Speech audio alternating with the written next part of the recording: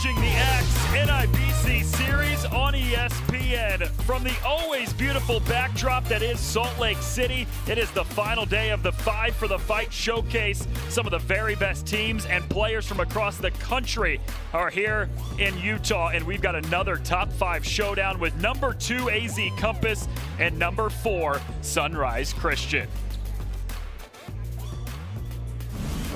Hello everyone and welcome. ESPN's National Director of Recruiting Paul Biancardi and Noah Reed with you. Signature win last night for AZ Compass over number 1 Montverde Academy. And the reward for that, you might be asking? Well, how about turning it around 24 hours later, Coach, and taking on number 4 Sunrise Christian?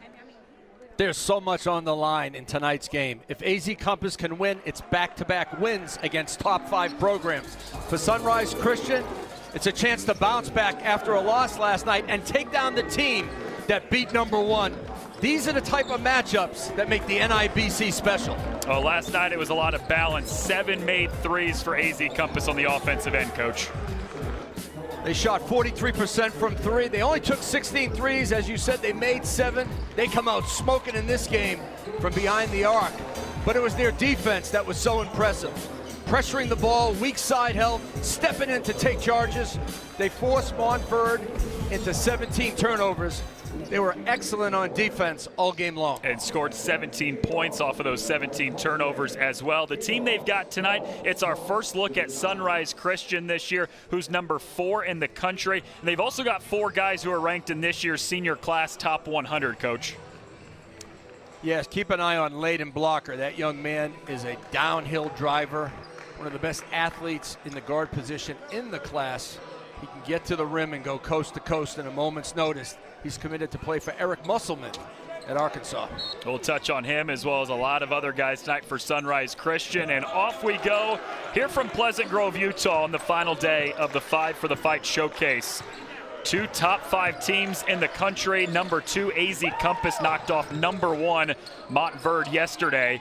And they very nearly force a turnover on the first possession with pace. This is Buzelis on the kick out now to Brown, and that's the first points of the game. What can Brown do for you? Make open threes. 1 down the stretch.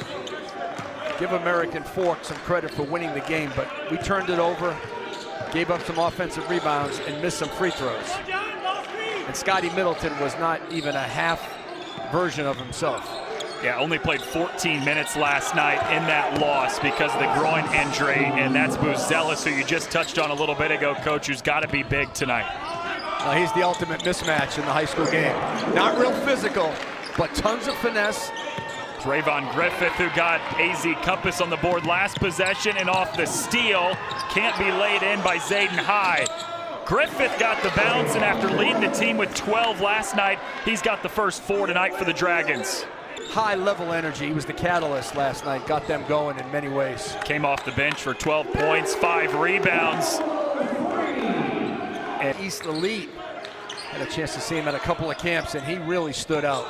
Oh, nice give and going on the baseline. It's Cook, the Oregon commit, with the throwdown. Ball by AZ Compass.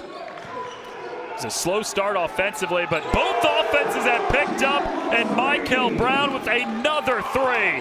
He's got 9 points early. Well, there's certain programs that can come in late and get the job done, and Carolina's one of them. Oh, look at Buzelis right down the lane with the flush. Buzelis brings so much to the table. Watch this. The crossover right down the lane with the easy, strong flush. That says a lot for somebody this young. Yeah, he was the youngest player in that tournament with the senior national team, and there's a step-out 3 for Trent Pierce, the senior from Tulsa. Is a little bit much for him right now. Speed of the game. No-look pass from Blocker, and there's Little right on cue. Williams. You see IMG at number 10. They're going to play Montford down at the Sunshine Classic. A shootout early for Luke Barnwell and his team. The defense showing up. Michael Brown has 3 threes, and Sunrise Christian is up 3. It's usually offense, but he has his team guarding all season long. Delano with the take, no, but the follow-up is there. By Blocker, he can create for others. PJ Miller, he can create for himself, falling away and banking it in. But he's got to learn how to play with balance and in his stance on the offensive end, just like he tries to on the defensive end. Do you think the next thing for him is a little bit more strength? as Cook lays it in? I think it's strength and balance. Yeah. Down to a final three of Baylor, Indiana, and Villanova. Turnover forced. Griffith, the flush. Griffith finds a cutting Cook. He got it blocked off the backboard. Chased down by Little. And now Little sprinting across midcourt. Blocker. Oh, man, the challenge at the rim from Zayden High. It's a foul and free throws coming up, but my goodness. Sunrise in attack mode. You have to make people pay for their mistakes. Sunrise Christian has done that the last couple times, and now Compton hammers it home. Compton wrestling with Ivanauskas too. Compton takes it away. Compton again! Points. Yeah, he's in this. Oh, nice back great screen. Pass on the back screen and Bull the dunk. Cook. 15-foot jumper is pure from Zayden High. Another turnover. Miller all the way to the cup. No, stick back is there for Cook. Not spot for them. Yeah, not resting on last night's huge win against Montverde. And Ross pushes that lead up to 7 with a physical lay-in. The Sunrise has come up empty on the offensive end the last couple. Bull the offensive rebound. Blocker, baseline, extra pass into the corner. Atlason buries the three. Brown skips, another one. Atlason, back-to-back threes.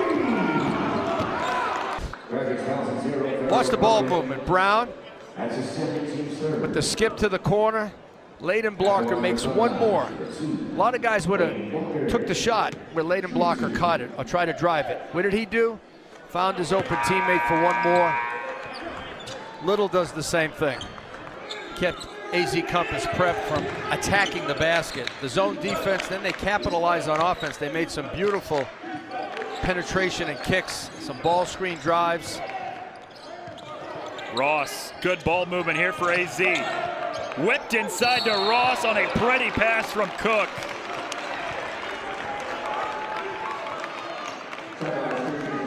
And if you're Ed Gibson, you have to figure out what you're going to do against that zone matchup defense. But offensively, how about Mookie Cook with the fastball?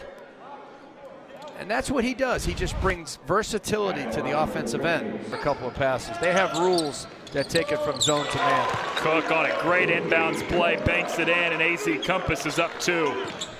19 combined turnovers. Great look! And Bull the stuff.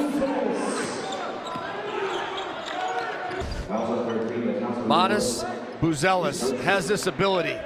He's built like a forward, plays like a guard. And John Bull knows exactly where he should be on penetration, and he's a quick finisher. Doesn't take him long to catch, gather, and flush it. He's got the defense on. Sunrise, this is a huge chance to bounce back after the loss last night. And Brown is smooth on the three. Cook to Griffith, 15-footer on the baseline. No, Washington cleans it up. Responded after a massive win against Montverde last night. Atlason, one final shot. It's off the mark, and AZ Compass, in the span of 24 hours, has a win over #1 Montverde and #4 Sunrise Christian. What a two-day stretch for this Sunrise Christian team. The focus was incredible for AZ Compass Prep after a big win. Usually young kids let down, not AZ Compass Prep and Ed Gibson. They are dialed in and focused. Game 2 coming up next, Montverde and Pleasant Grove. Thanks for joining us for Game 1. It's been fun.